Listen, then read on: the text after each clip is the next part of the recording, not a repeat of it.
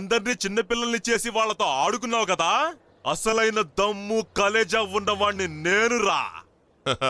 I like it. కళను వంచించి దూషించువారెన్నడు బతికి బట్టకట్ట సాగరు. కళను పూజించి కొనియాడు వారు కళాకారులలోకెల్లా ఉత్తములు రాసుంట.